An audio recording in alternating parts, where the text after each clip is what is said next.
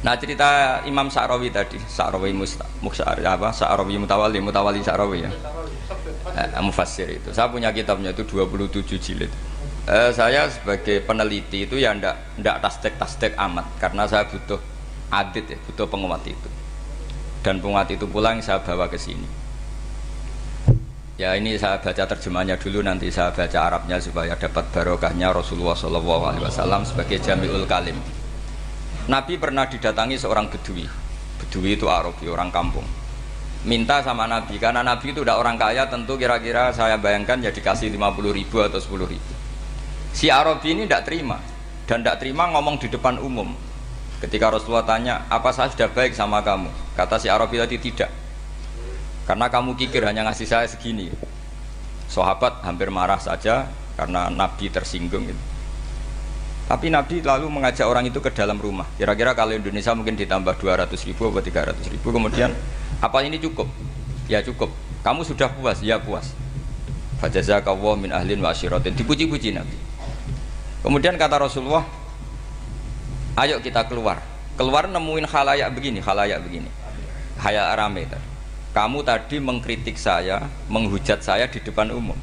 Maka kamu sekarang harus memuji saya di depan umum, supaya clear.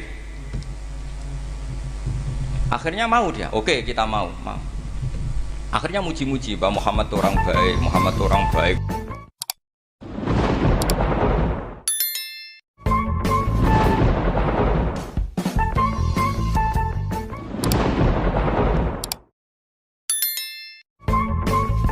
Menceritakan bahwa pada tahun sekitar 70 tahunan Mbah Maimun Zubair pernah sowan kepada Romo Kiai Hamid di sela-sela beliau haji.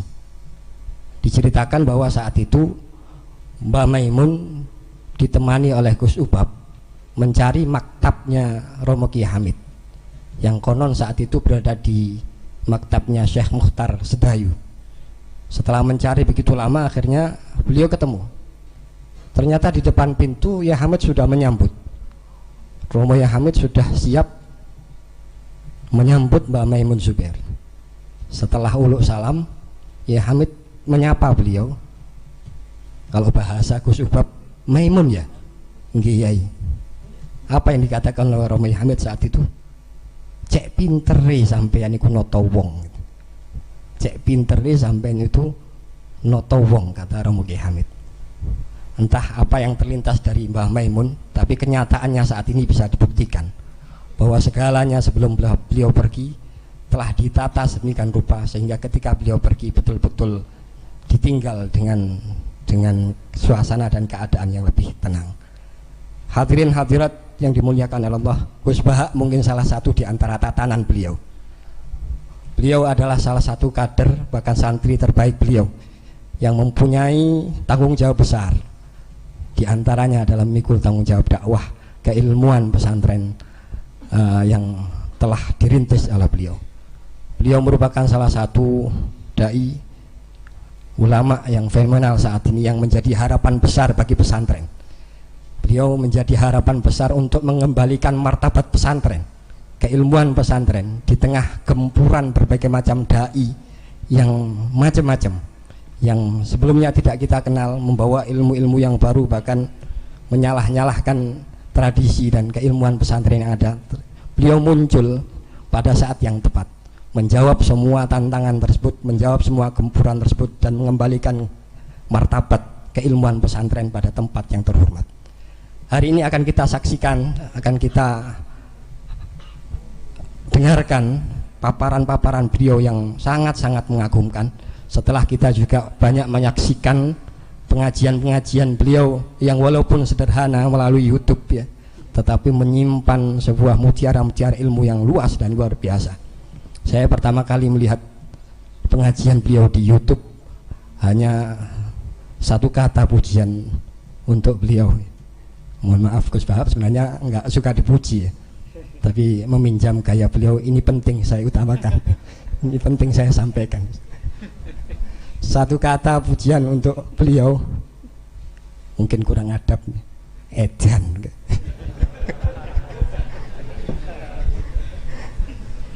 Hanya itu kata mungkin yang bisa saya sampaikan. Edan tenan. Jadi bentuk kekaguman sekaligus penghormatan, Gus. Kalau di Pasuruan edan itu penghormatan juga, Gus.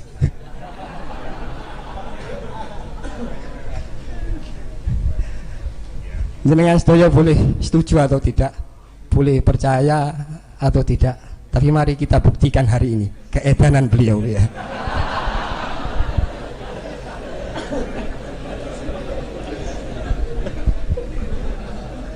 Karena itu bagi rekan-rekan santri, tolong disiapkan pena dan kertasnya, tolong dikondisikan mata dan telinganya ya.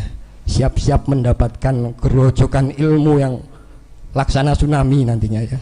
Jangan sampai ada yang terlewatkan. Hadirin hadirat yang dimuliakan Allah.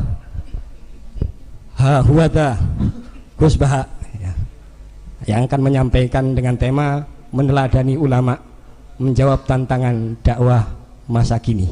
Kepada beliau monggo.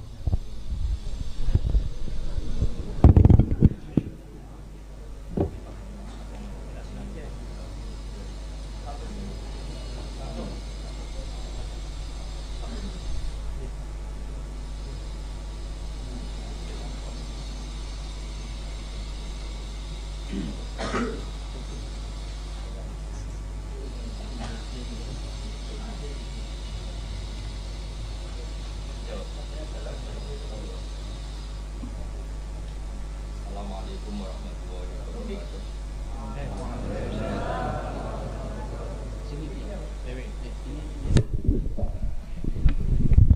Bismillahirrahmanirrahim.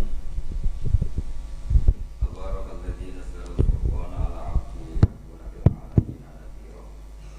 Allahumma shalli wa sallim 'ala sayyidina Maulana Muhammad wa 'ala alihi wa sahbihi wa sallam. Yang terhormat Paman Kaula Kiai Idris bin Abdul Hamid bin Abdul Umar, terhormat Kiai Abdul Qadir Stanton Waya Hasan dan Bapak saya santri-santri yang saya hormati. Sebetulnya al-ma'ruf dari Kiai Hamid itu kewalian, tapi saya selalu berharap kewalian itu lewat jalur ilmu. Karena saya tahu betul Kiai Hamid itu lama ngaji di keluarga Lasem, kemudian ngaji di kajian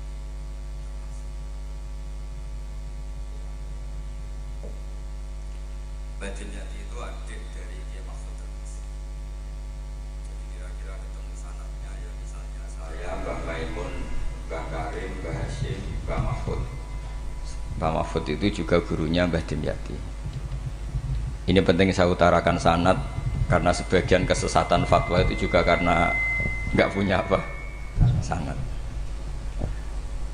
Soal orderan Mbah Idris Pak Lek Kaulo untuk ngelawan fatwa tadi Malakat Eman Hukum, saya kayaknya tidak nuruti itu karena fatwa itu jatuh dengan sendirinya. Karena saya yakin nggak ada yang mendengar ya. Nak dilawan corong Jawa mariku mau luhur gitu. Karena pasti sudah jatuh dengan sendirinya. Karena kata Rasulullah SAW itu al halalu bayyinun wal haramu bayyinun. Jadi semuanya itu sudah jelas. Manusia itu diwatakkan untuk mencintai fitrah salimah. Sehingga dalam tradisi jahiliyah sekalipun ketika Rasulullah mulai dakwah, itu kata orang-orang Quraisy, Muhammad, kalau kamu ingin aneh-aneh itu karena ingin kaya, jama'na laka malan, kita kumpulkan harta, kemudian Anda jadi orang paling kaya. Kalau kemudian Anda ingin dari aneh-aneh itu mendapat perempuan, kata orang Arab jahiliyah sebelum ada Islam, kata mereka juga zawwasnakaha, maka perempuan itu yang kamu cintai, kita akan mengkawinkan, menikahkan kau dengan dia. Artinya adatun nikah itu adat yang dahulu, dan mulai dulu yang namanya nikah itu melibatkan wali, melibatkan keluarga. Makanya diantara pujian tiba berjanji terhadap keluarga Rasulullah SAW adalah tarakus sifaha falam yusibbu ma'aruhu min adami wa ila abihi wa ummi. Sehingga sifah ini yang definisinya ya jelas, nikah definisinya juga apa? Jelas. Kalau ada orang tertentu yang belum jelas definisi itu sudah di bawah awam lagi. Sudah ndak awam tok tapi sudah di bawahnya Di bawah nol. Sehingga nggak usah dilawan orang-orang yang punya nilai kayak kita ini. Jadi, karena tadi zaman jahiliyah saja, jika Muhammad kamu ingin aneh-aneh itu, ingin nikah, zawasnaka, kita akan nikahkan kamu dengan perempuan yang kamu inginkan. Nggak ada dalam satu riwayat pun yang dikatakan maka saya sewakan atau saya bookingkan, nggak ada. Semua redaksi zawasnaka. Itu artinya ada seremonial akad yang bernama apa? Nikah. Makanya dipuji tarokus sifaha falam yusibhum aruhu min adamiu wa ila abiyo. Kemudian dalam fikih juga dikatakan nikahul jahiliyah adalah sah, tidak perlu ditajdid. Saya ulang lagi ya, nikah fil jahiliyah itu tidak perlu ditajdid fil Islam asal tidak ada mufsid yang dzati. Misalnya begini ya, kita tidak pernah dengar sahabat-sahabat yang masuk Islam kemudian nikahnya ditajdid oleh Rasulullah SAW. Itu menunjukkan peradaban nikah ini ma'ruf. Kecuali nikah ada mufsid yang permanen, misalnya menikahi saudara kandung atau nikahi buliknya atau nikahi mbahnya, dan itu hebatnya nggak terjadi dalam kafir jahiliyah. Semua nikahnya normal dan dengan wali, sehingga Anda tidak perlu menyangsikan aturan-aturan fikih yang sudah dibakukan oleh ulama. Jadi nggak usah risau sama. Pokoknya sampean yakin saja ja'al haqqu wa zahaqal batil innal batila kana zahuqa. Nah kemudian ini yang makalah yang saya siapkan begini. Sekarang Indonesia itu dikepung oleh paham-paham keras. Sebetulnya untuk menghadapi paham-paham keras itu yang paling hebat tentu ilmu. Dalam banyak cerita, banyak saksinya juga. Pernah, ini masyhur sekali cerita ini. Saya Sya'rawi itu ketemu orang ekstrim yang mau mengebom orang-orang Islam yang sedang main di bar. Dugem lah kira-kira gitu. Karena di dunia Allah kok maksiat tok, ini baiknya mati aja daripada hidup, daripada ngeleng-ngeleng bumi gitu. Terus ditanya sama Syekh Sya'rawi, kalau betul mereka jadi mati, aina masiruhum? Lalu mereka mati terus kemana? Dijawab oleh ekstremis tadi, ya ilanar, karena mereka matu fi finil maksiyah, mati ketika maksiat. Terus jawabnya si Syekh Sya'rawi, lalu kalau mereka ke neraka itu keinginan Rasulullah apa keinginan kamu? Apakah pernah Rasulullah itu berkeinginan umatnya mati masuk neraka? Ya enggak. Ya sudah, kalau itu tidak keinginan Rasulullah jangan lakukan. Itu kan satu ilmiah yang luar biasa. Rasulullah tidak pernah ingin umatnya mati dalam keadaan siap masuk neraka. Makanya tidak usah mati pas itu ya. Bener MC tadi, kalau mati milih tanggal dan milih tempat. Ya itu diantara pujian-pujian yang masyhur tuh, yang dulu sahabat ada yang muji Rasulullah itu, khuliqta mubarra'un min kulli aibin faka'an nama khuliqta kama tasya. Jadi itu sebenarnya makalahnya sahabat, tapi yang untung Mustafa Atif karena dapat uang banyak dari nyanyi. Jadi itu sebenarnya makalah normal dari pujian seorang sahabat, tapi yang untung Mustafa Atif. Mungkin yang untung juga pengundangnya karena ternyata abadi ya. Tapi itu makalah itu dah. Nah cerita Imam Sya'rawi tadi, Sya'rawi Sya'rawi Mutawali Sya'rawi ya, mufassir itu. Saya punya kitabnya itu 27 jilid. Saya sebagai peneliti itu ya ndak tasdek amat, karena saya butuh adit ya, butuh penguat itu. Dan penguat itu pula yang saya bawa ke sini. Ya ini saya baca terjemahnya dulu, nanti saya baca Arabnya supaya dapat barokahnya Rasulullah SAW sebagai Jami'ul Kalim. Nabi pernah didatangi seorang bedui. Bedui itu Arabi, orang kampung. Minta sama Nabi, karena Nabi itu udah orang kaya, tentu kira-kira saya bayangkan ya dikasih 50.000 atau 10.000. Si Arabi ini tidak terima, dan tidak terima ngomong di depan umum. Ketika Rasulullah tanya, apa saya sudah baik sama kamu? Kata si Arabi tadi, tidak. Karena kamu kikir hanya ngasih saya segini. Sahabat hampir marah saja karena Nabi tersinggung gitu. Tapi Nabi lalu mengajak orang itu ke dalam rumah. Kira-kira kalau Indonesia mungkin ditambah 200.000 atau 300.000. Kemudian, apa ini cukup? Ya cukup. Kamu sudah puas? Ya puas. Fajazakallahu min ahlin wa asyiratin. Dipuji-puji Nabi. Kemudian kata Rasulullah, ayo kita keluar. Keluar nemuin khalayak begini. Hayal rame. Kamu tadi mengkritik saya, menghujat saya di depan umum.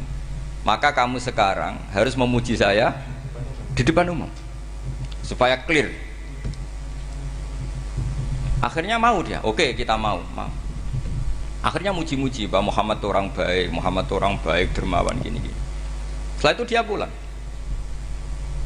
Hebatnya Rasulullah ketika pulang kata Nabi begini, sabda Nabi gini, kalau saja dia pas benci saya itu kok mati, saya ulang lagi, kalau saja dia pas komentari saya buruk tadi kok mati, maka dia mati sebagai min ahlin nar karena berstatus pencaci maki Nabi. Akhirnya dia muji Nabi itu lewat disuap, lewat dikasih uang lagi. Loh itu sudah sah. Jadi saking baiknya Allah, Islam suapan itu juga sah. Itu kan muji Nabi itu karena disuap. Makanya ini penting. Sehingga dalam khazanah Islam itu memang agak aneh-aneh. Jadi di antara ceritanya dalam hukum-hukum Islam itu ada orang fasiknya minta ampun tapi minta karena iman sama hadis bahwa nanti kalau ada orang mati disaksikan orang dua apalagi kalau empat min ahlil jannah maka dia min ahlil jannah. Itu dia fasiknya minta ampun, nyewa orang. Nanti kalau saya mati bilang saya orang baik. Betul. Setelah dia mati bayar. Ini baik. Satu kampung nggak ada yang percaya ini saksi bohong. Tapi sama Allah diampuni karena kesaksian suapan. Lalu berarti jenengan ngalalo suap ya ndak, saya ada ngalalo suap, ngalalo sedekah. Karena sekarang kalau ada caleg bayar katanya sedekah. Ya sedekah terpaksa. Ini penting saya utarakan karena apa? Allah itu menilai itu tidak sama dengan pikiran kita. Makanya kubu sebelah ini terlalu ekstrem, memaksa Allah berpikiran kayak dia. Satu karena kurang ngaji. Nomor dua ya tadi emosinya lebih tinggi ketimbang intelektualnya. Ini penting saya utarakan. Ternyata orang yang nyuap tadi apa nilainya plus, yaitu dia iman sama dawai Rasulullah Shallallahu Alaihi Wasallam. Kalau yang namanya saksi itu penting. Cuma dia mendapat cara itu lewat suap. Tapi kan iman. Iman kalau dawai Nabi itu benar. Kalau ada saksinya pasti min ahlil jannah. Terus dia nyari saksi harus dibayar ya dibayar. Sekarang sama iya 1 juta. Sekarang saya tanya di KPPS atau di mana-mana saksi pemilu itu dibayar enggak? Dibayar sah apa enggak? Sah. Jadi kadang kebenaran itu harus dibayar. Ini penting saya utarakan karena ada orang perempuan cantik dirayu, digaji supaya main di niklab dibayar jadi orang maksiat. Lalu mungkin ada ustadz gaji dia, bayar dia supaya mondok. Gak tahu terusannya apa, terus diwahyuh apa enggak tahu saya. Pertanyaannya ketika kamu bayar kemudian jadi santri, itu kamu dosa nyuap apa dosa sodako membiayai proses kebenaran? Sodako. Tapi kalau yang bayar untuk jadi pegawai niklab maka membiayai kemaksiatan. Maka pembiayaan ini penting secara fikih. Arahnya kemana? Ke hak apa ke batil? Sehingga di Fathul Mu'in diterangkan misalnya ada orang layak jadi pemimpin dan kemudian rivalnya itu orang yang menyesatkan atau calon perusak bangsa. Ya, maka calon pemimpin yang soleh itu wajib berkompetisi meskipun bibadlil mal. Karena kalau yang memimpin orang fasik, kampung ini rusak. Kalau yang memimpin orang soleh, kalau nggak bayar juga nggak jadi. Maka wajib bayar. Lah yang soleh bayar ini berstatus sedekah, tapi yang batil ini berstatus suap. Kenapa demikian? Karena yang namanya riswah atau ada yang baca ruswah adalah pembayaran untuk mengehakkan barang batil dan membatilkan barang hak. Sementara pembiayaan orang soleh adalah untuk memperkuat hak. Nah orang tuh nggak tahu, yang ngajinya ndak hatam-hatam tuh taunya pokoknya ar-rosi wal murtasi benar. Tapi nggak pernah mikir lalu definisi riswah atau ruswah itu apa?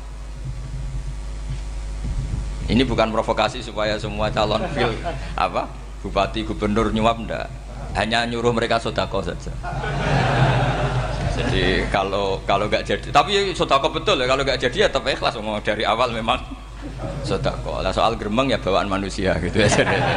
Ya nggak apa-apa, namanya tetap gremeng. Ini penting saya utarakan, makanya menurut saya itu bangga dengan Pak Hamid karena sepupu mbah saya itu karena alimnya. Meskipun banyak orang mensifati beliau wali dan memang wali betul, tapi saya tetap menstatuskan beliau orang alim yang dari kelaziman alim itu beliau wali. Jangan dibalik, wali dulu baru alim. Karena dalam beliau orang lasem dan kaidah di lasem itu fakullu alimin waliyullah walaysa kullu waliillah aliman. Jadi kalau kaidah di daerah Jawa Tengah itu semua orang alim pasti wali, tapi kalau wali tidak mesti alim. Sehingga kalau menstatuskan alim itu keren. Kalau di Jawa Tengah status alim itu keren. Dan soal keramat yang kaitannya dengan Mbah Mun itu masyhur itu dulu ketika Mbah Hamid santai-santai sama Pak D. Taifur sama keluarga lah. Beliau mau istirahat, kemudian yang datang Kiai Maimun, Mbah Mun zaman itu masih dipanggil Gus. Sopo pur, ada Pak Taifur di situ. Kata Pak D. Taifur, saya kalau manggil Pak D itu Gus Mun. Dan itu Mbah Hamid ngendikan rojulun alimun waliyullah. Itu orang lelaki yang alim yang waliyullah. Jadi beliau muji Mbah Mun juga alimun dulu, rojulun alimun wali. Ini penting saya utarakan karena kesanatan keilmuan beliau jelas dari beberapa keluarga di Lasem. Karena di daerah Fakhriyah itu yang tempat lahirnya Mbah Hamid juga lahirnya mbah saya. Itu mbah-mbahnya sudah orang alim, termasuk Kiai Sidik Jember itu juga lahirnya di kawasan pondoknya Mbah Hamid Fakhriyah. Kemudian Kiai Sidik punya anak yang namanya Ahmad Sidik yang jadi apa? Rois Am yang sekarang ada Gus Wirjon macam-macam itu semuanya juga keluarga Lasem. Nah, saya cerita keluarga ini penting bukan karena tafakhur atau tabai, bukan, karena Allah itu membuat satu tradisi besar memang lewat dzurriyyah. Sehingga Allah ngendikan misalnya ulaikal ladzina an'ama Allahu 'alaihim minan nabiyyin min dzurriyyati Adam wa mimman hamalna ma'anuh wa min dzurriyyati Ibrahim wa Israila wa mimman hadaina wastabaina. Karena tanpa dzurriyyah itu enggak ada tradisi, enggak ada kultur. Misalnya saya menjadi hafal Quran dulu, bapak saya itu tiap zaman Pak Hamid masih sugeng, yang semaan di sini itu pasti bapak saya, namanya Kiai Haji Nur Salim. Kadang diajak baca Quran di kamarnya Kiai Hamid. Karena kalau bapak saya itu mantu ponaan sama Pak Hamid. Itu dulu bapak saya memotivasi saya supaya hafal Quran itu gini, hak kowe kudu hafal Quran. Nak kowe hafal Quran, iku kepaten obor. Engko anak merapal luwe duwe alasan. Jadi kalau ada Gus tidak alim itu mesti salah bapaknya. Karena kalau bapaknya bisa baca Wahab, anaknya mau baca primbon tuh malu. Tapi kalau bapaknya sudah bacanya WA, anaknya jadi primbon. Era cucu sudah dukun. Era cucu sudah kayak Dimas Kanjeng nanti itu pasti. Karena nggak ada rasa malunya. Tapi kalau bapaknya alim baca Wahab misalnya, juga qanaah, anaknya juga itu figurnya. Terus cucunya juga gitu figurnya, makanya disebut dzurriyyatam ba'duha min ba'd. Ini penting.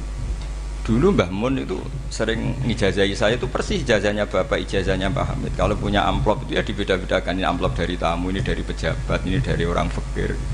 Sehingga penggunaannya juga sesuai itu, tidak serampangan.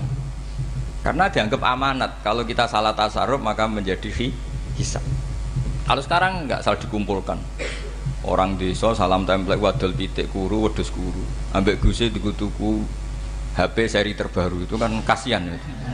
Padahal sing salam template itu ibunya kerja di Malaysia, mungkin gelantungan ngecat tembok di Malaysia.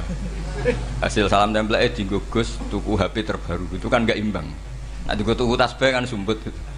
Ini bukan nyindir tapi ngamuk jadi ini penting karena semuanya itu ada hisabnya, walatus alunna yauma idzin anin naim.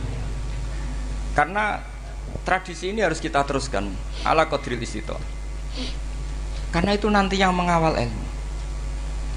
Kemudian termasuk tradisi mengakui santri goblok, ini penting. Itu enggak ada santri sebarokah santri goblok. Makanya dulu Mbah Mun, Mbah Hamid, Kiai alim itu kalau sama santri goblok ya tidak benci. Enggak kayak sekarang semua orang bikin sekolah unggulan. Sekolah unggulan itu kritik saya hanya memproduksi orang-orang yang nantinya mendapat. Kalau kamu punya santri hafal Quran, nanti hadiahnya umroh, langlanya umroh, santri pinter hadiahnya beasiswa. Tapi hubungannya sama negara itu mendapat. Sementara santri yang goblok hidup di pedalaman Kalimantan, karena di sana belum ada masjid, bikin masjid. Sebagian hartanya dipakai masjid, sebagian hartanya dipakai bangun masjid. Ini yang goblok pendiri masjid, yang pinter pengajian di masjid dibisaroi uang kas masjid. Artinya gini, ya kalau halalnya halal, tapi kita mbok yo roh hikmahnya orang-orang goblok gitu. Supaya kita tetap ngaji, Rabbana ma khalaqta hadza batila. Semua ini ada gunanya. Subhanaka ma khalaqta. Jadi semua ini ada gunanya. Maka bagi santri-santri yang goblok, tolong nanti saya di-Fatihai karena saya ini pembela Anda. Lo yang ngomong biar saya karena saya terkenal santri pinter. Kalau yang ngomong sampean goblok kan nggak ada yang percaya. Oh, padune padha gobloke kan gitu. Yang ngomong harus saya. Saya itu niru Rasulullah Shallallahu Alaihi Wasallam. Nabi itu kalau ada santri serabakat pinter itu diwaris sak surat usung nang mulai pinter. Banyak itu. Balighu anni walau ayah, ada sahabat ngaji hanya diajari idza zulzilatil ardu, sudah kamu pulang, sudah pinter. Karena betul. Sekarang coba diangen-angen, ada santri alim alamah, mungkin bakasnya furu'iyah, gimana hukumnya Jumatan jumlahnya itu 40 kurang atau 40 pas imam. Kemudian ada yang batal satu, hukumnya gimana? Dia mikir furu'iyah. Sementara yang goblok, dia di desa tertinggal gak ada masjid. Piye caranya dia masjid? Ini bikin aslul ibadah, yang sini sudah khilaf tentang yang gak penting. Jadi orang goblok kadang lebih keren. Akhirnya apa? Duriannya yang goblok nanti jadi orang alim alama ngekholi wong goblok karena pendirinya biasanya orang pati pinter. Itulah Allah Subhanahu wa taala. Ada bikin sesuatu itu sia-sia. Nah, saya ini korban ilmu itu. Akhirnya santri saya banyak yang enggak jelas. Ya, tapi ya saya terima saja. Saya santri itu macam-macam. Ada yang profesor, ada yang doktor, ada yang goblok, ada yang baru tobat kemarin. Ada yang Cina lagi senang ahli sunnah wal jamaah, macam-macam. Semuanya ngaji sama saya. Karena saya tetap berkeyakinan Rabbana ma khalaqta hadza batila. Ini penting saya utarakan karena khazanah kita ini jangan digerus oleh orang yang tidak bertanggung jawab. Pernah ada di hadis Muslim, ini cerita di Sahih Muslim. Ada seseorang sedang sujud kemudian diinjek oleh orang fasik. Saya ulang lagi, diinjek. Rokobahnya yang diinjek itu rokobahnya. Lehernya itu diinjek sama orang fasik. Kemudian si yang sujud tadi bersumpah wallahi la yaghfiru wallahu lak. Demi Allah, Allah tidak akan mengampuni kamu. Itu Allah kemudian mewahyukan sama Nabi di zamannya. Wahyunya adalah man dalladzi yata'alla alayya alla aghfira li fulan. Laqad ghafartu dzunuba wa ahbattu amalak. Siapa yang mencantut namaku dengan menstatuskan saya tidak bisa memberi maaf. Sungguh orang itu saya maafkan dan yang ahli ibadah amalnya tak cabut semua, tak hapus semua. Karena Allah tuh nggak boleh distatuskan sesuai keinginan kita. Kita sedang soleh terus mengatakan orang lain tidak soleh, Allah tidak akan ngampuni. Ngampuni tidak, itu wilayahnya Allah dan Allah yaf'alu ma yasha. Dan Allah berkali-kali memaklumatkan dirinya yaghfiru liman yasha wa yu'adzibu man yasha. Tapi ini kubu sebelah nyifati Allah hanya wa yu'adzibu, kubu sebelah kan gitu. Tidak pernah kalau Allah disifati yaghfir. Bagaimana Allah gak tersinggung? Allah selalu distatuskan yu'adzib. Itu kira-kira kalau Allah kan gini, saya ini bisa u'adzib, bisa aghfir, kenapa status saya tinggal yu'adzib? Ini ngaji di mana? Khatam enggak gitu kan gitu. Makanya resikonya ahli sunnah itu masyhur tuh Pak Hamid Pasuruan. Tamu macam-macam diterima. Ketika orang benci Golkar itu ada tamu dari Golkar juga diterima. Ketika orang nggak mau diberi hadiah oleh orang Golkar, Pak Hamid ya diterima. Bilang ke bapak, mengaku lomo wae nur, duit enggak ana gunane dhewe. Sing marai rawan hisab itu kan kamu dapat uang nggak jelas kemudian kamu pakai pribadi. Kalau orang-orang soleh kan nggak pernah dipakai, kan aman saja. Loh, dihisab apanya? Wong hanya peralon. Kalau istilahnya Mbah Hamid itu peralon. Datang diberikan orang lagi, datang diberikan. Kalau kena kamu kan hisab. Terus kamu nyate makan wareg glegeken. Wah itu uangnya nggak jelas dipakai nyate glegeken, ya mesti hisab. Kalau nggak jelas ya disedekahkan. Kalau ingin bebas apa? Hisab. Tapi kalau sering sedekah biasanya nggak bebas dari miskin. Tapi kalau kamu wali kan tetap kayak Pak Hamid itu masyhur bisa kok. Tapi kan nggak jadi miskin. Kamu nggak terkenal sakok tapi miskin. Ini nggak wali. Ini penting. Jadi kebanyakan orang ekstrim karena mensifati Allah Ta'ala itu hanya dengan status yu'adzib, tidak dengan status yaghfir. Dan itu mereka harus ngaji lagi. Kurang apanya Rasulullah SAW? Nabi sebagai manusia benci sekali sama pembunuh Hamzah karena qatilu ahabbin nasi ila Rasulillah, yaitu sama Wahsy. Siapa yang nggak tahu Wahsy? Qatala ahabban nasi ila Rasulillah, itu qatala Hamzah.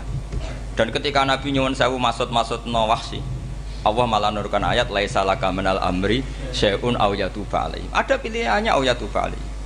Apa yang terjadi? Justru Allah mentobati Wahsy. Memaafkan Wahsy, mentobati Wahsy.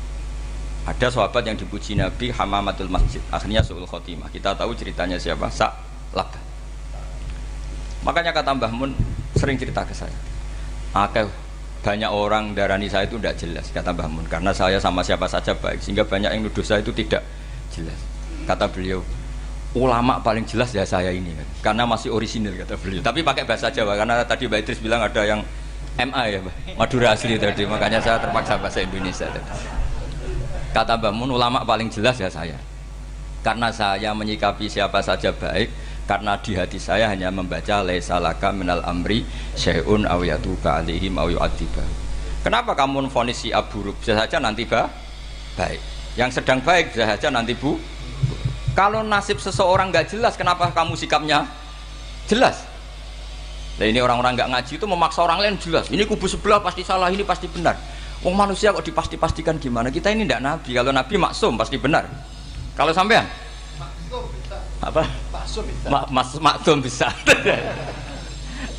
Jadi ketidakjelasan para ulama ini berdasar konstitusi tadi, bahwa itu wilayahnya Allah Subhanahu wa Ta'ala. Ini penting saya utarakan. Jadi penting sekali. Jadi orang yang sedang fasik sekarang bisa saja nanti tobat.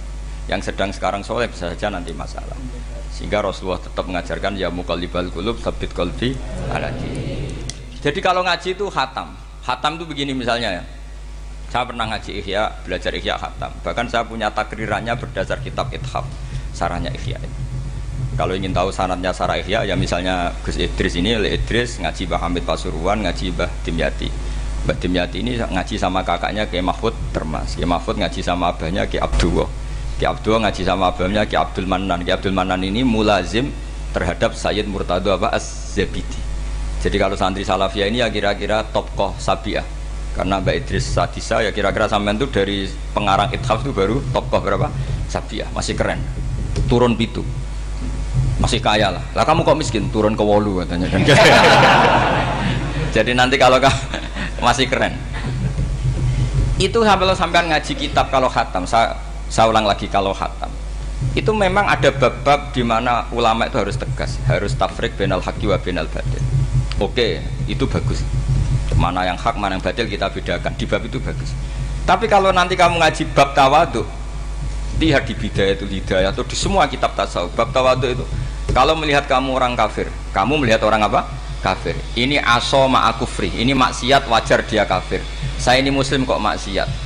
Fadam bi akbah, maka dosa saya lebih buruk. Melihat orang tua, mesti hada aksaru ibadatan, ini lebih tua, mesti ibadahnya lebih banyak. Nanti kalau melihat anak kecil, hada asgharu minni sinnan, pasti maksiatnya banyak saya. Jika terus evaluasi gitu, sehingga nggak pernah takabur. Misalnya di sini, saya ini kan gayanya keren, duduk di atas sampai di bawah. Gayanya tok, hakikatnya sampai lebih sombong karena memerintahkan saya. Jadi panitianya itu, makanya saya merasa tawadhu saja meskipun berdiri, karena hakikat saya ini makmur, diperintah. Panitia ini, penyelenggara ini amir, pemerintah. Kira-kira sombong mana? Itu sekali saya tidak memaafkan finnar itu.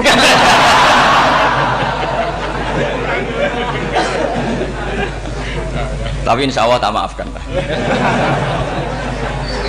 Iya masih insya Allah.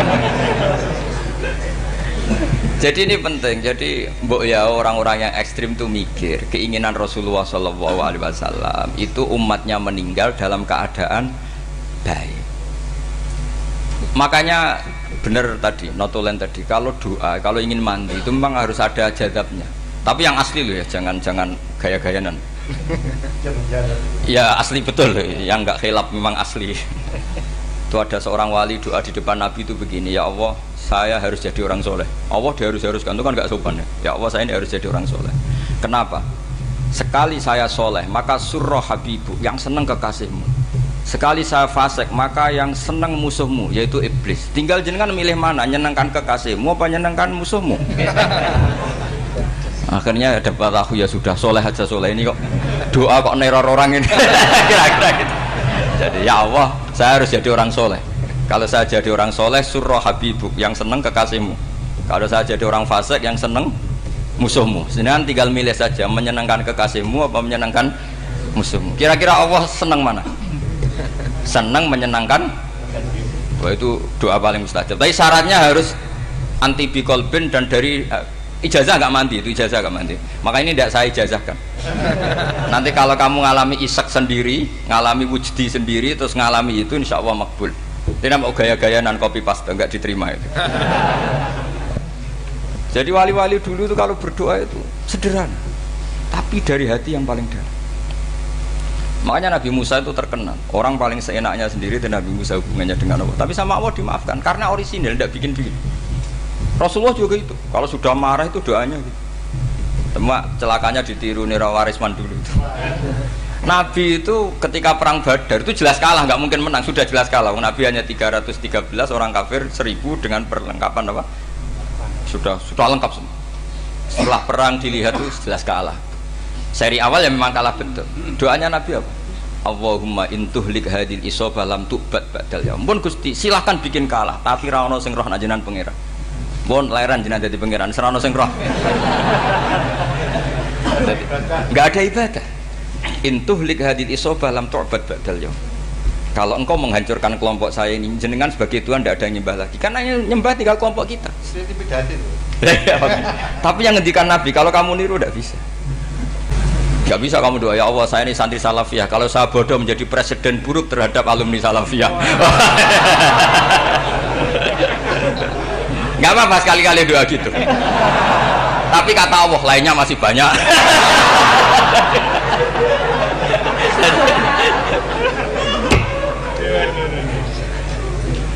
Tapi itu syaratnya tadi harus ada al-wujdi wasima. Jadi makanya Imam Ghazali punya kitab al-wujdi wasima. Karena ada masrob, ada syarab. Jadi wali ngikuti para nabi itu ada masrob, ada syarab. Sehingga perasaannya itu beda. Saya punya sekian contoh. Makanya tadi saya bilang di sini yang cerita nanti tak baca Arabnya ya tabarruk dengan jamil apa kalim. Jadi Nabi menyontohkan gini ya. Hubungannya Nabi dengan umatnya itu kata Rasulullah ibarat orang punya unta atau sapi yang susah, yang sarodat itu berat. Kalau bahasa sini apa begitu? Yang larat ya Pak? Melayu. Terus orang-orang lain ingin membantu, kubu sebelah ingin bantu, tapi ketika mereka ingin bantu malah unta ini tambah lari karena asing. Semua selain pemiliknya ini kan bagi unta itu asing. Jadi mau dibantu ditangkap tambah lari karena ini orang asing semua. Ngajinya agak jelas, asalnya agak jelas, tapi mau ikut umat Islam ini asing semua. Akhirnya kata Nabi yang punya unta itu tadi datang, kemudian ngambil rumput, terus unta itu dipanggil, kemudian unta itu ngikuti. Kata Nabi, ibarat saya seperti itu. Kalau saya yang memimpin Islam, saya yang merawat umat saya, maka umat akan mudallalah, akan nurut. Tapi kalau yang rumat kalian, malah Islam menjadi kacau. Kenapa menjadi kacau? Karena tadi nyifati Allah saja salah. Orang Islam baik dihukumi kafir hanya karena tahlilan, hanya karena manakiban dihukumi kafir. Sekarang inginnya Nabi orang menjadi muslim apa kafir? Inginnya Nabi orang menjadi muslim apa kafir? Muslim. Lalu gara-gara melakukan perilaku tertentu dihukumi kafir. Iya, ziarah wali songo musyrik, nyekel patok musyrik. Katanya minta sama mayit. Padahal saya andekan jadi mayit itu diziarahi sampean nggak seneng. Nggak senengnya karena ya kadang murid itu jari gurunya ya kurang ajar. Masa gurunya dibilang gini, ya Allah, ingkana musinan fazid fi ihsani, wa ingkana musian fatajawas andu. Kata gurunya, soleh tenan darani ingkana. Makanya saya tidak suka zaman ziarah ke saya. Kecuali doanya ditasihkan dulu ke saya. Makanya nggak boleh ziarah itu pada Nabi, bisa murtad kan? Coba itu baca di depan Nabi, murtad gak? Ya Allah kali ini baik maka gini, kalau buruk. Masa Nabi baiknya ingkana? Lah orang-orang yang menyerang kita kan, itu gak ada zaman sahabat doa seperti itu. Ya mesti gak ada, mana mungkin sahabat baca itu di depan Nabi.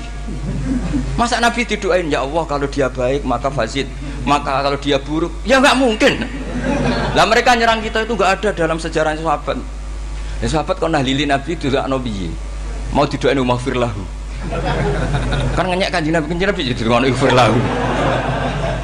Ya mesti saja sahabat gak akan tahlilan. Yang kabudut itu Rasulullah, bahkan diistilahkan kabudut saja salah. Intaqala ila rafiqil ala. Nah kalau sampai harus ditahlili, kalau enggak yang rokok betul. Amalnya pas-pasan, dosanya berkelanjutan. Kondak gimana? Punya tanah warisan yang hasil ngerebut milik orang lain. Kamu sudah mati, dipakai anak cucumu. Ini berkelanjutan enggak dosanya? Berkelanjutan, berseri-seri. Mereka kalau nyerang kita kan sahabat tidak melakukan itu untuk Nabi, ya nggak mungkin lah sahabat mendoakan itu pada Nabi, kan nggak mungkin. Coba kalau kamu jadi mayit, terus kamu gurunya, terus ada murid kamu bilang Allahumma in kana musinat fazid fi isani wa in kana musian fatajawaz anhu. Mesti kalau kamu bisa bangun. Ya Allah, cong meyakini saya soleh itu masih ingkana. Kalau guru saya soleh, maka kalau guru saya buruk, maka itu kan taklek namanya, apa? Itu kan kurang ajar. Loh, saya tidak pernah doa gitu di depan Muhammad Rasulullah, tidak pernah. Saya kalau doakan bangun ya tidak pernah gitu. Allahumma ali darajati fil jannah gitu. Saya nggak pernah, ingkana nggak pernah. Karena andekan itu saya juga sama kok. Cuma kalau ada orang doa di Mbah Mun gitu ya karena orang lain ya tak biarin. Tapi saya ada bilang amin, ya biarin aja sudah. Tapi kalau santri sarang nggak usah lah doa ya apa? Ingkana kok. Mosok meyakini solehnya gurunya kok nunggu apa? Ini bukan ijazah, ini marah ini. Jadi pelurusan ini. Saya ulang lagi, ngaji itu harus khatam. Pentingnya khatam tadi, kalau di bab tafriq bainal haqqi wa bainal batin, seakan-akan kubu sebelah ini benar karena tegas. Tapi kitab itu tidak hanya bab itu, juga ada bab tawadhu. Di bab tawadhu itu, misalnya kita melihat orang kafir, ini wajar maksiat kan dia kafir. Masa saya mukmin maksiat? Dan ini kafir bisa saja nanti husnul khotimah, saya muslim bisa saja su'ul khotimah. Jika tetap tawadhu, melihat yang lebih sepuh ini aksaru ibadatan minni, melihat yang kecil asghar berarti aqallu maksiatan minni, sehingga melihatnya itu tawadhu. Jadi kalau di bab tawadhu semuanya orang itu mungkin. Nah di sini Rasulullah SAW mengajarkan ketika malaikat Jabal bilang Muhammad, orang yang mendustakan kamu saya tungkepi gunung biar mati semua. Kata Rasulullah, saya berharap keluar dari tubuh mereka min aslabihim, dari keturunan mereka orang-orang sing mukmin. Sudah karuan kafir saja Nabi tidak berhenti berharap. Jangan-jangan nanti keturunannya mukmin, dan itu betul. Kita tahu Abu Lahab punya anak Darroh itu mukminah. Abu Jahal punya anak Ikrimah juga mukmin. Dulu Walid bin Mughirah musuh besarnya Rasulullah punya anak Khalid bin Walid. Sekarang orang-orang yang abangan nggak hafal Quran, kadang anaknya hafal Quran. Lewat program PTPQ, kadang yang hafal Quran malah anaknya nggak hafal. Makanya kalau pas wisuda sampai bingung. Gurunya itu sampai nangis. Kenapa nangis? Ini anaknya orang nggak hafal Quran tak wisuda hafal, saya gurunya nggak hafal kata. Lah kenapa bisa jadi hafid? Karena guru sewaan kata. Itu banyak sekali. Ini penting saya utarakan supaya ekstremitas itu berkurang. Logika-logika yang dibangun ulama itu ngikuti riwayat. Agama itu ngikuti riwayat, bukan sekedar akal. Saya punya contoh ketika kitab Ihya menutup kitabnya, yaitu Imam Ghazali. Itu ada dua orang. Ini di akhir kitab Rojak dan dipakai nutup kitab Ihya sebagai rojaknya Imam Ghazali. Ada dua orang min ahlinar dipanggil sama Allah. Ini sekaligus ijazah. Kali ini ijazah betul. Yang dipanggil di ke surga itu masih muqayyad dan biangkalil jahim, masih muqayyad, masih dibelenggu sama atribut neraka. Terus sama Allah ditanya, piye jong kabarin rokok? Wah syarra makanan Gusti mun rokok jenengan takokno sekarang ra enak jen. Terus kata Allah, ya sudah kamu kembali ke sana karena kamu memang orang fasik. Itu lari, semangat mau ke neraka. Ini ijazah. Semangat disuruh kembali ke neraka itu semangat lari. Allah tanya, "Loh, Jong, kenapa kamu semangat?" Ya Allah, saya ini sudah kapok. Dulu ketika di dunia kamu perintah, engkau perintah, saya tidak semangat. Maka kali ini jenengan perintah, saya semangat. Karena saya sudah kapok. Setiap engkau perintah, saya ada lari semangat ke neraka. Nah barokahnya semangat masuk neraka ini, kata Allah, ya sudah kamu di surga saja. Maka ijazah nanti kalau ada pengumuman silahkan masuk neraka, kamu harus lari sekencang-kencang. Karena itu perintah Allah apa? Yang ketika kita di dunia kalau diperintah males-malesan. Kalau kamu diperintah sholat subuh jamaah kan males-malesan. Dan itu menjadi kita masuk neraka. Sebagai kafarah itu ya Allah, karena ini perintah engkau, saya tidak males-malesan lagi. Wes ngebalikin rokok, lari semangat. Allah akhirnya haru, dimaafkan. Panggil lagi, sudah di surga saja. Barokahnya semangat masuk neraka. Nah, ini ijazah ini. Ya diterima ya. Kok enggak semangat terima ya. Yang kedua enggak. Sudah kamu kembali ke neraka, pelengahan gitu. Enggak semangat. Allah dilihat terus enggak semangat. Kenapa kamu toleh? Ya Allah, saya tidak pernah ngira ketika engkau manggil saya ke surga, kemudian engkau kembalikan lagi ke neraka. Ya sudah di surga saja, barokahnya husnudzon. Jadi ini ijazah, kamu milih dua itu, milih yang mana terserah. Artinya apa? Logika kamu itu tidak mesti masuk apa yang dilakukan oleh Allah Subhanahu wa Ta'ala. Itu logika kamu kan tidak masuk, tapi Allah yaf'alu ma yasha. Ini penting saya utarakan. Nah tapi orang-orang ekstrim itu maunya nyifati Allah dengan status yu'adzib, yantakim, jabbar, qahar. Sifatnya Allah Ta'ala itu 99. Kenapa apa kamu hanya satu?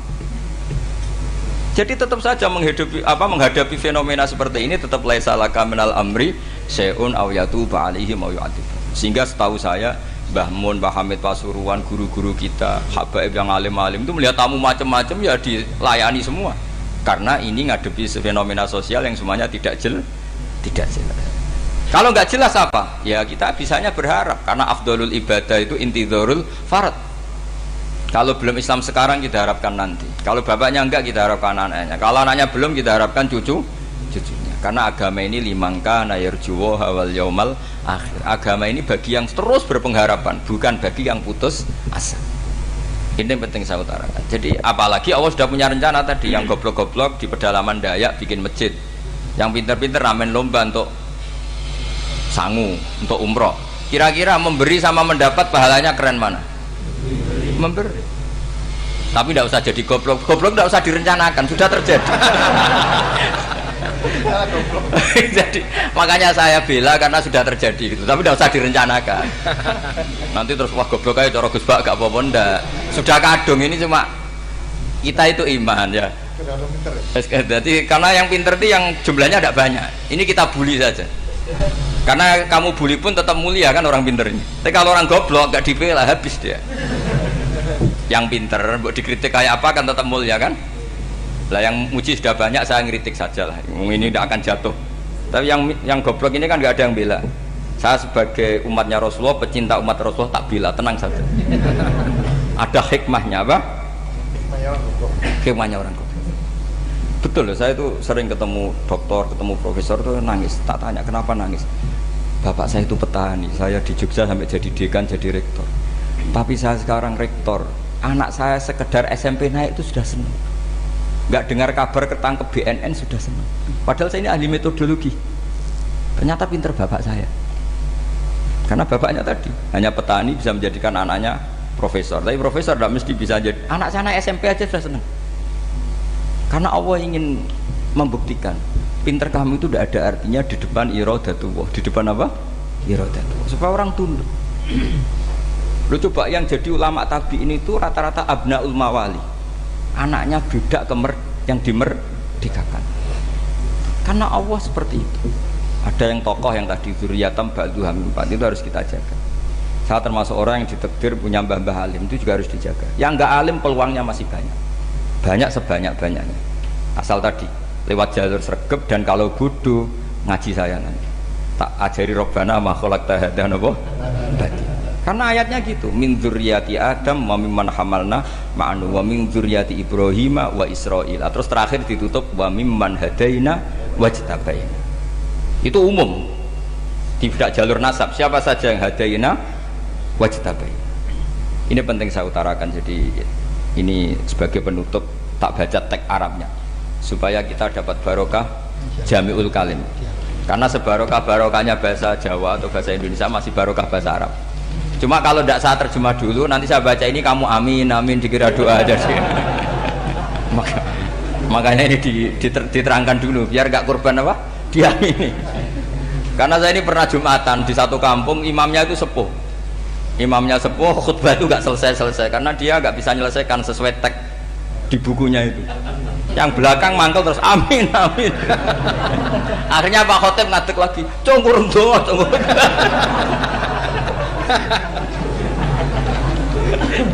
Ya ini masih teks Arab, tapi yang belakang sudah apa? Amin amin. Ya saya baca.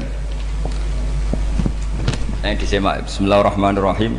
Wa ruwiya anna a'rabiyan ja'ahu yatlubu min husai'an fa'atahu. Sumaqala ahsantu ilaika. Dikasih sesuatu ya tadi saya contohkan misalnya dikasih hanya 10.000. Qala al-a'rabiyyu la wala ajmalta, kamu ya belum berbuat baik. Fa ghadibal muslimun wa qamu ilaihi. Orang-orang Islam marah besar karena Nabi dikomentari la ajmalta, kamu tidak orang baik.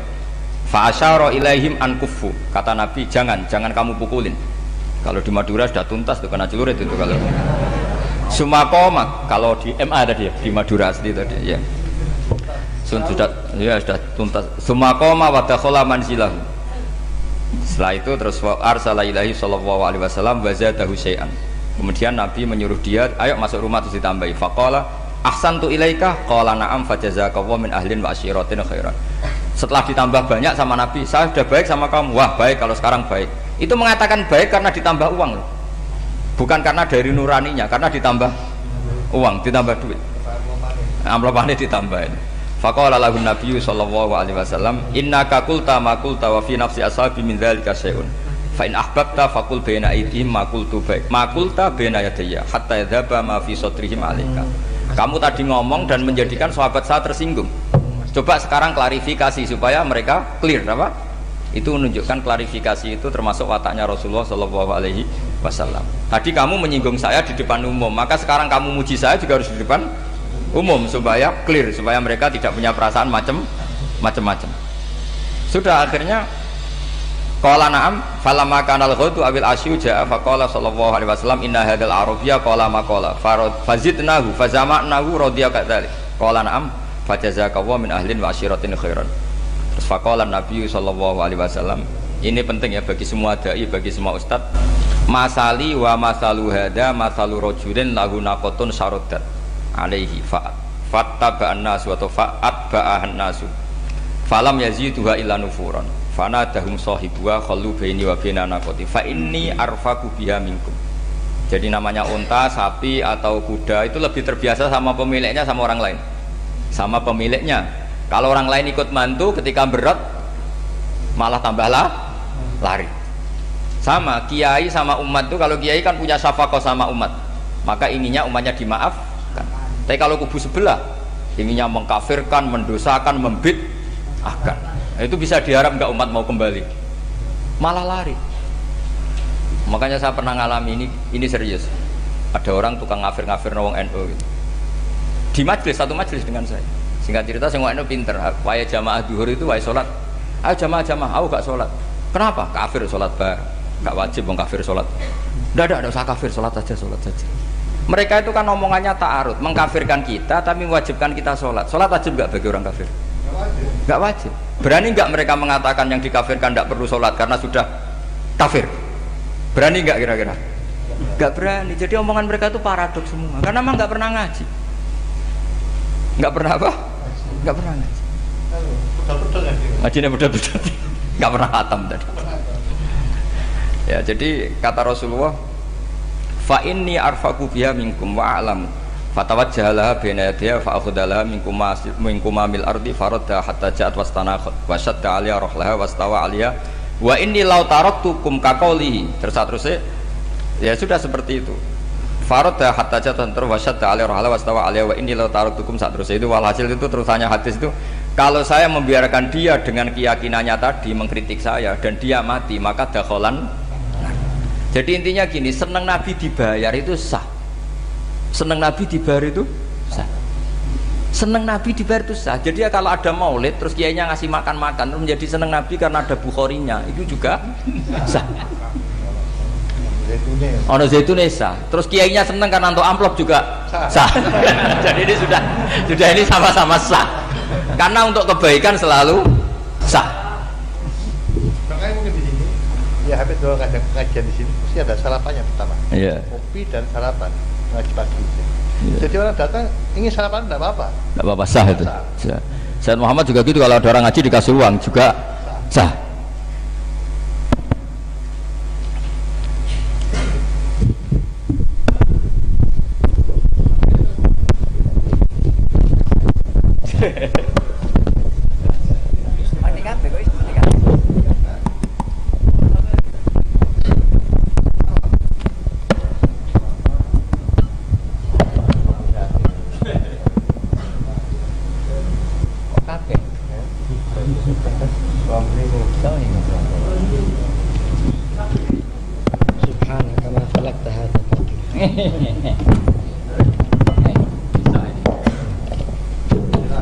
Ya, ya jadi ini jelas ya, jadi riwayat ini jelas. Kemudian riwayat yang ada di kitab Bukhari ketika Rasulullah didustakan, dibuli. Ini wa ana mahmum ala wajhi falam astafik illa wa ana biqarni sa'alib, yang di bawah garis itu ada yang di Bukhari. Farafatu rasi fa idzan ana bi sahabatin qad adzallatni fa nadartu fa idzan fiha jibril fa nadani faqal inna wa qad sami'a qala qaumika laka wa maraddu 'alaika wa qad basa ilaika malakal jibal litakmurahu bima syi'ta fihim fa nadani malakul jibal fa sallama 'alaihi tsumma qala ya Muhammad fa qala dzalik bima syi'ta in syi'ta an udbika alim al-akhsaban fa qala an-nabiy sallallahu alaihi wasallam bal arju ayyukhrijawahu min aslabihim may ya'budu wa wahdah la yusyriku bihi syai'an. Jadi Nabi menghadapi yang sedang kafir saja enggak putus asa. Bisa saja mereka nanti melahirkan anak-anak yang Islam. Jadi kalau ada kiai menghina orang kafir itu jangan melihat kiai kok kancanan wong kafir. Yang benar itu kiai yang penuh harapan. Sehingga sama orang kafir saja berharap. Tapi sekarang enggak. Kiai kancanan wong kafir, kiai kok kancanan wong fasik. Logikanya dibalik. Kiai nelateni wong kafir nak menawa anak turune masuk Islam. Kiai nelateni wong fasik anak menawa dadi soleh. Logikanya harus seperti itu. Nah soal perang itu beda. Perang kan mereka sudah menstatuskan diri ingin bunuh kita. Tentu kita harus berani untuk mempertahankan diri. Tapi kalau kondisi normal tidak bisa seperti itu. Ini kan kondisi normal. Itu Rasulullah. Ya nggak boleh. Karena tadi. Bahkan kalau saya pernah ngaji ini di Sidogiri pernah cerita Rasulullah jejer Nabi Nuh.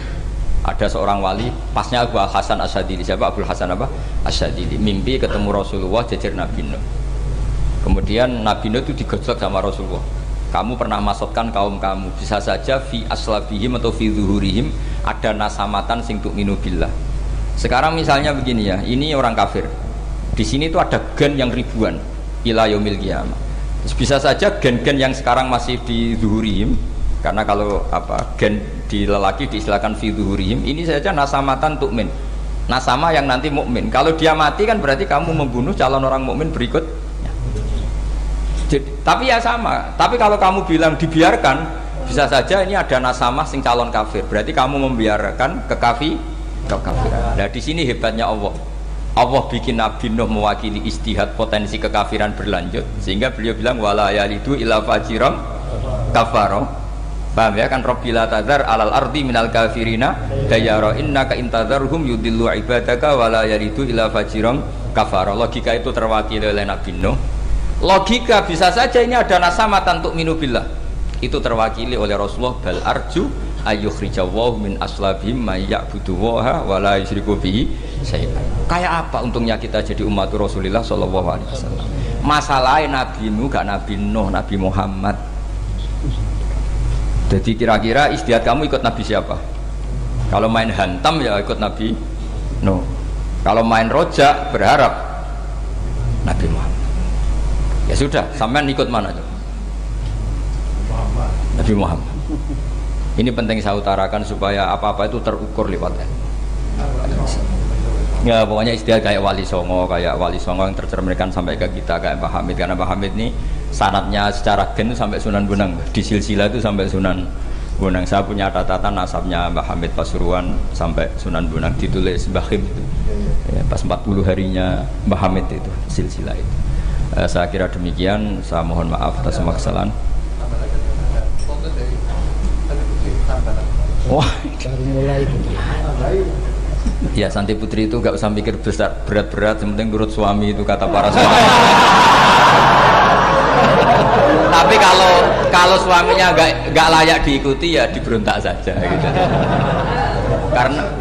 Karena gak ada sesuatu yang luar biasa kayak perempuan.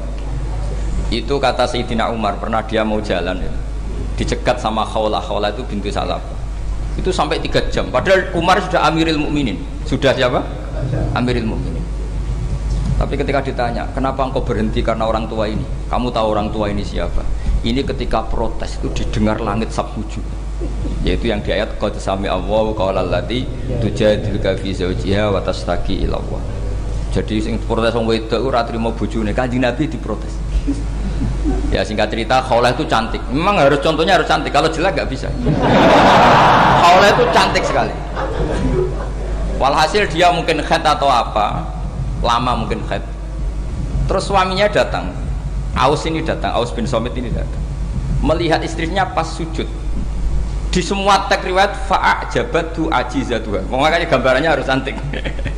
Enggak usah diterjemah ya. Fa'ajabatu ajizatuha. Singkat cerita Aus itu minta dilayani saat itu juga.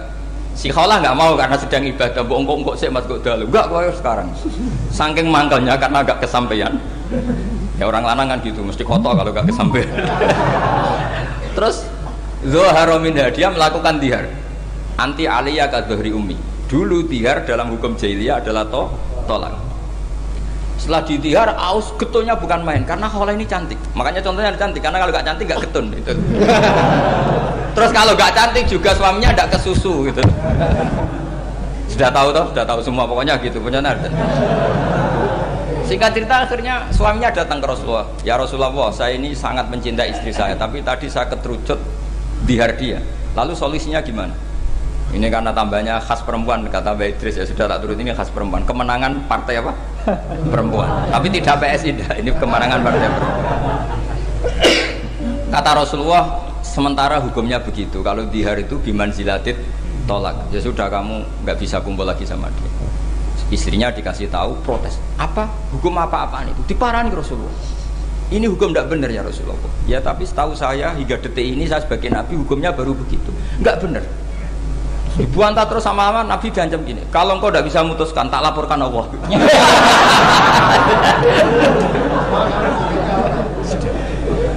Akhirnya ini pulang betul. Pulang sujud, sholat, lapor sama Allah. Dan ketika lapor sama Allah, ya Allah ini tidak fair. Lapornya tuh jorok sekali. Qad nasartu lahu batni akala syababi wa nasartu lahu batni akala syababi. Muda saya sudah dihabiskan sama suami saya. Wa nasartu lahu batni, tidak usah diterjemah. Tapi ketika saya sudah tidak muda, sekarang saya mau diceraikan lewat apa? Dia. Terus wa innali auladan, saya ini punya anak banyak. Indomam tuhum ilayya jauh. Kalau saya rawat pasti mereka kelaparan. Karena saya miskin, saya seorang perempuan. Tapi wa in domam tuhum ilaihi do'u. Nak tak elokno bapak mesti ditinggal wayang, wae kira-kira gitu. Wayang gerutu sendiri. Akhirnya Allah jawab bahwa dihar itu tidak tolak. Lah akhirnya Nabi panggil perempuan tadi. Padahal Nabi gak dengar, itu di kamarnya sendiri perempuan tadi. Terus qad sami Allahu qala allati tujadiluka fi zawjiha wa tashtaki. Itu semua teks ya tujadil. Allah mendengar perempuan, lati itu perempuan, tujadil kasih madoni kowe Muhammad. Nek dadi kiai dipadoni wedok enteng, Nabi saja dilabrak. Wes susah perempuan tuh repot. Nabi dilabrak. Sampai jadi surat Mujadilah. Makanya saya kalau baca Mujadilah dan baca Mujadalah. Ini kaitannya dengan tasrif. Jadalah yujadilu mujadalatan. Karena sekali nggak bisa tasrif nggak sah jadi mufassir. Ya jadi kalau kafaro ya kafiru ya takfiron. Iya. Kira-kira kan gitu. Fa'ala yufa'ilu ya tafilan. Jadalah yujadilu mujadalatan. Jadi kalau mujadalatan itu masdar, karena ini subjek pelaku mujadilah. Jadi boleh mujadalah bisigotil masdar, boleh mujadilah dengan sigot isim fa'il. Karena wanita pembantah Nabi. Itu didengar oleh Allah. Makanya ayasma'uha rabbul izzah min fawqi sab'i samawat wa lam yasma'ha Umar. Allah saja mendengar dari langit 7, masa Umar gak mau mendengar? Jadi makanya kalau Umar macam-macam, orang nyewa Khawlah, kamu yang ngomong. Lagi-lagi dengan Assalamualaikum warahmatullahi wabarakatuh.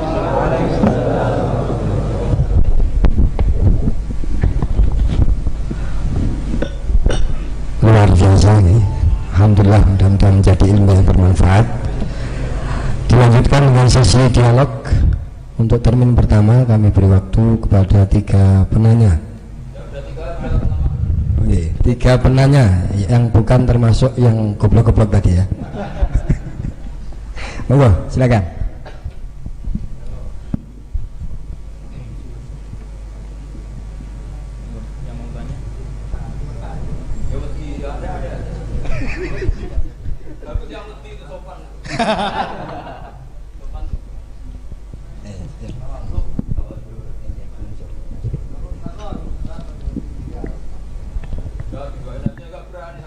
monggo maju yang hendak bertanya, monggo. Silakan. Ada?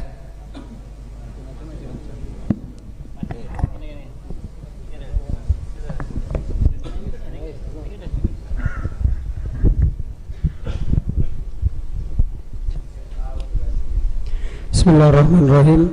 Assalamualaikum warahmatullahi wabarakatuh. Nama saya Ahmad Mufaddal Rasid MA, Madura asli. Bismillah, pertanyaan saya, dalam sektor sosial dan politik, kenapa kita menyaksikan para praktisi dakwah memiliki berbagai pandangan yang saling bertentangan dan berjauhan? Atas jawabannya terima kasih. Yang kedua monggo.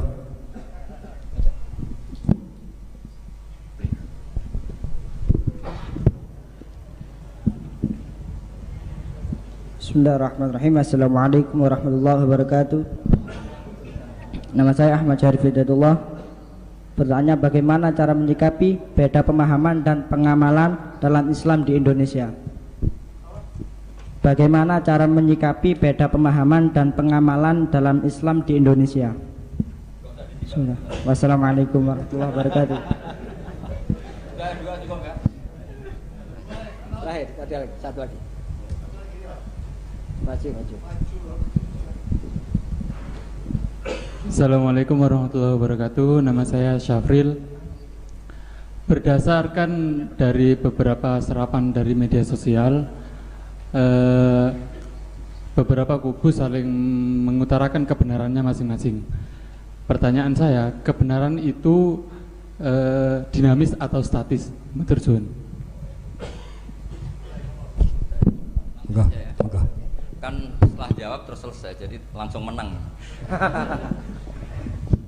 Seperti yang saya utarakan berkali-kali, ngaji itu memang harus khatam. Sebetulnya itu gampang sekali. Tadi pertanyaan pertama gimana? Perbedaan itu. Kenapa dalam dakwah banyak pertentangan? Tidak perbedaan saya bacanya. Kamu baca pertentangan, saya baca perbedaan. Jadi dalam fiqhud dakwah itu kan ada fiqhul ahkam, fiqhud dakwah. Sebetulnya itu gampang sekali kalau kita insaf. Berteman orang fasik hukumnya gimana? Hukumnya ya haram, diajak ke bar, nyari lonte, nyari WTS, ya haram. Tapi kalau dibalik, dakwai orang fasik hukumnya gimana? Ya baik. Bisa dakwah kalau berteman. Tapi bertemannya kemana? Ya jangan pas ke sana. Artinya gini, kalau ada ulama bilang nggak apa-apa berteman sama orang fasik, berteman yang proses dakwah. Haram berkawan orang fasik pas acara di bar. Itu bukan pertentangan, perbedaan. Saya berkali-kali bilang di pondok mana saja, karena teks itu mudawwan dan musalsal. Di kitab Khilyatul Auliya, itu kitab kesayangan Imam Ghazali. Beliau sampai alim gitu, termasuk barokahnya kitab Khilyatul Auliya wa Tabaqatul Asfiya, karangannya Abu Nu'aim Al-Asfihani. Itu yang meriwayatkan itu diantaranya siapa? Meriwayatkan dawanya Sufyan bin Uyainah, gurunya Imam Syafi'i. Itu beliau cerita, Nabi Yahya tanya, kampung sini orang baik itu siapa saja? Kalau Nabi Isa tanya, kampung sini yang paling fasik siapa? Akhirnya Nabi Yahya tanya ke Isa, kenapa kamu selalu tanya orang fasik di mana? Saya ini Nabi, biman zilatit tabib. Nabi itu adalah dokter. Udawil mardo, di mana-mana dokter nyari yang sakit. Sehingga khazanah kita di kiai-kiai pesantren NU banyak kiai yang kereng, tegas nggih monggo. Ada kiai yang ngancani wong fasik-fasik nggih monggo. Yang repot nggak ngancani, memang bagian dari fasik. Yang keliru itu yang itu gitu. Yang bagian itu. Kalau ngancani berapa ya orang preman yang ditobatkan para kiai-kiai yang jalur tadi banyak. Jadi ini harus dilihat. Makanya itu ada fiqhud dakwah. Ketika Rasulullah menstigmasi orang munafik itu orang yang buruk, semua riwayat mengatakan Nabi tetap berbuat baik sama mereka. Ketika ditanya, kenapa engkau selalu baik sama Abdullah bin Ubay bin Salul? Karena kata Nabi, saya menghormati keluarganya. Itu gara-gara Nabi mau datang menyolati Abdullah bin Ubay bin Salul, itu keluarganya menjadi Islam kila itu ribuan. Karena betapa baiknya Rasulullah sing jenenge Muhammad, orang seburuk itu masih beliau datang. Nah ketika beliau datang, ini konteksnya apa coba? Konteksnya kan farqu bainal haqqi wa bainal batil, jelas enggak beliau datang di rumahnya orang fasik. Kompaknya adalah konteksnya ya ta'allafuhum, supaya mereka merasanya nyaman. Nah yang merasa nyaman ini nanti jalurnya fiqhud dakwah. Makanya ada fiqhud dakwah, ada fiqhul ahkam. Ya gampang saja caranya tadi, milah-milah tadi. Ada orang fasik, saya berkali-kali fatwa di mana-mana. Ada orang mati karena oplosan misalnya. Kiai-kiai itu sebaiknya harus separuh datang, separuh enggak. Kalau semuanya datang nanti dikira matinya kayak matinya wali, karena semua kiai datang. Tapi kalau kiai ini tidak datang, kadang seorang yang mati oplosan itu ibunya mukminah, solihah, kadang ikut jamaah majelis taklim, bapaknya juga soleh, keluarga besarnya soleh. Kalau tidak datang, lalu kita tidak menghormati keluarganya. Akhirnya kiai-kiai dicap elek. Terus yang ngurus jenazah orang fasik juga. Akhirnya didusi beara, terus diadep nongetan. Nah, ketika mereka punya cara sendiri, didusi pakai arak, diadep nongetan, yang disalahkan Allah juga kita. Gara-gara kita tidak datang, nggak terlaksana syariat Islam. Nah, yang datang ini bukan bela-belain orang fasik, bela-bela ini terselanggarnya syariat Islam, yaitu mayat diperlakukan secara Islam. Meskipun akhirnya datang di matinya orang pakai oplosan. Makanya ada fiqhul dakwah, ada fiqhul ahkam. Dan pertanyaannya sama, kalau semua temanya sama. Yang kedua gimana? Itu kan sama semua siapa? Cara menyikapi beda pemahaman. Lah iya, beda pemahaman tadi. Rasulullah itu dekat orang munafik, tapi dalam rangka tarbiyah. Kadang yang sahabat yang sudah soleh dijauhi. Mergo cara Jawa mau nguyai segoro tahsilul hasil. Masyhur kan, Nabi punya uang banyak, yang baru Islam dikasih banyak, yang sahabat Ansor yang heroik gak dikasih apa-apa. Ketika ditanya Rasulullah, kenapa yang sudah Islam lama tidak kamu kasih? Mereka itu mentalnya heroik, inginnya ngamal memberi. Kalau ini inginnya mendapat, sudah ata'alafuhum alal Islam. Karena nggak baik loh, orang biasa heroik, misalnya dulu pecinta Mbah Hamid, sering ngasih Mbah Hamid, setelah Mbak Idris kaya dikasih, itu nanti jadi pecundang. Dari mental memberi menjadi mental ingin mendapat. Rasulullah itu tidak ingin orang Ansor jadi mental memberi, kemudian berubah menjadi mental ingin meminta atau mendapat. Sehingga Nabi setelah futuhat itu orang Ansor itu nggak dikasih apa-apa. Karena kalau dikasih nanti tadi dari mental heroik memberi menjadi penerima. Pas itu Nabi diprotes, ya Rasulullah kenapa tidak memperhatikan mereka? Mereka jasanya akan besar. Kata Nabi, akiluhum ila imanim, saya pasrahkan mereka terhadap imannya. Mereka mencintai saya tanpa servis, tapi kalau ini butuh servis. Itu banyak, saya sering Mbah Mun itu kalau diundang pejabat itu hampir pasti datang. Tapi kalau diundang santri kadang-kadang angel jok sepuh-sepuh. Karena alasannya tadi, wong-wong santri sekarwan seneng ngaji. Tapi nak iki lagi seneng-senengnya ngaji. Saya pernah ngalami betul ketika Habib Lutfi diundang di Pondok Al-Munawir. Kayak apa terkenalnya Pondok Al-Munawir Jogja itu sempat kecewa karena akhirnya beliau gak rawuh. Tapi ketika dikonfirmasi pas itu ada Kopassus atau pengundang, pondok rasa aku wis do soleh, nak mereka soleh butuh aku. Hanya dikalahkan yang Pondok Al-Munawir. Itu juga filosofi dakwah. Sama Rasulullah tadi.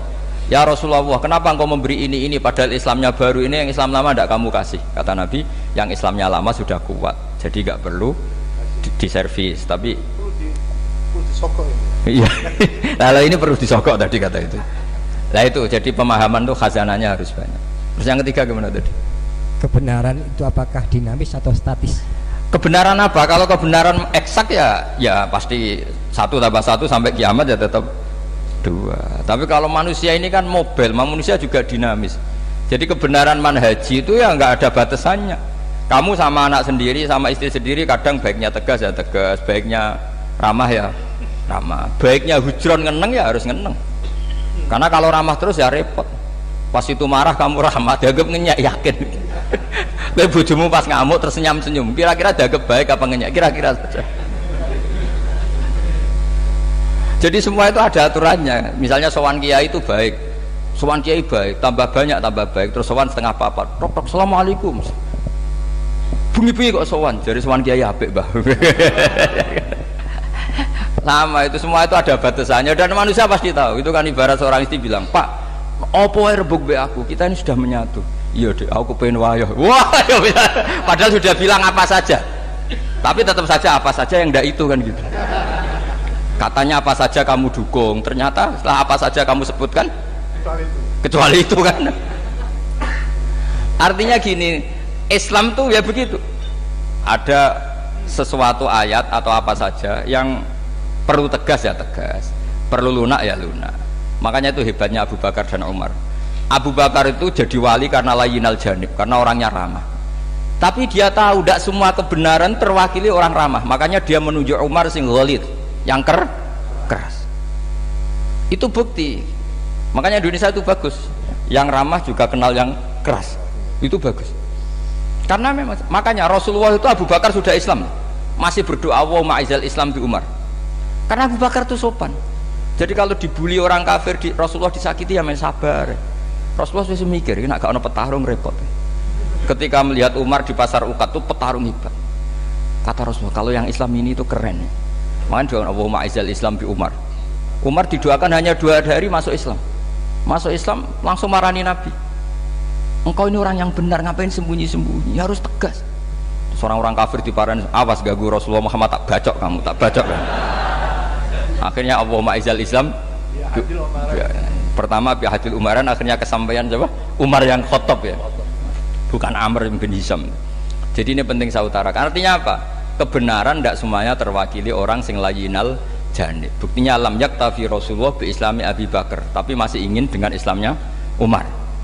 Karena tadi ini penting saya utarakan. Jadi cobalah yang legowo secara ilmu. Ya kayak tadi misalnya saya Mbak Idris banyak ulama termasuk jenis orang alim. Tapi kan nggak bisa dakwah di Dayak. Barokahnya orang alim jadi di pusat-pusat Islam kayak di Pasuruan. Coba kalau kita ada alim mungkin di pedalaman Dayak bikin masjid. Jadi yang nggak alim ya barokah karena supaya sama tak ceritani saya punya sanad musalsal ila Rasulillah sallallahu alaihi wasallam. Nanti dimasuk usulnya Rasulullah itu sampai saya figura. Ketika ada hisab itu tidak usah dibayangkan karena Allah tidak terkaifiahkan. Allah Jibril sama Rasulullah. Singkat cerita mau masuk surga kira-kira kiai induan lah. Kiai induan ya kayak Pak Hamid mungkin ya kayak kiai induan. Pertama yang Nabi usulkan apa? Ai Rabbi ibaduka abaduka fi atrofil ardi. Kiai-kiai di pojok-pojok Dayak itu ya banyak loh Gusti, itu tolong diperhatikan. Sing gak ono namane tadi. Sing gak diparani calon presiden, calon gubernur sing gak ganggu-ganggu. Itu Nabi matur, ibaduka abaduka fi atrofil ardi. Banyak hamba engkau di pojok-pojok bumi yang nyembah jenengan. Pojok-pojok gunung. Iya, pojok-pojok gunung. Makanya itu termasuk nanti tanggal 10 saya ke Korea karena mereka TKI TKW, tapi di sana bangun masjid. Di daerah ateis. Di daerah apa? Ateis. Itu uang mereka kerja untuk bangun masjid. Kamu kadang disalami template pakai kas masjid. Ya gak apa-apa kalau halalnya halal, cuma mikir itu maksudnya halal, saya yakin halal karena kiai nanti ya paling gue bangun masjidin, nah, kan mau oper-operan tok. Karena kiainya di pondok, disangoni masjid gue bangun pondok ya mau oper-operan gitu. Yang repot kena kiai medit itu rusak gitu dunia pokoknya. Soalnya mau medit itu rusak dunia rusak. Kamu tahu alamatnya medit tuh? Qoribun minan nar itu sudah. Kata Nabi kan wal bakhil qoribun nanar, jadi baidun minallah baidun minal jannah qoribun. Kalau tanya alamatnya medit di mana Gus? Ya qoribun nanar, deket-deket situ. Jadi ini saya kira demikian. Assalamualaikum warahmatullahi wabarakatuh. Alhamdulillah.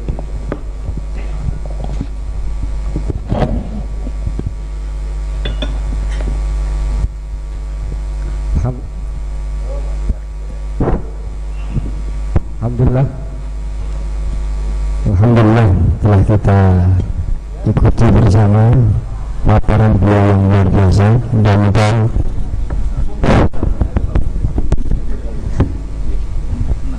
Alhamdulillah telah kita ikuti bersama laporan dan ilmu beliau yang luar biasa. Mudah-mudahan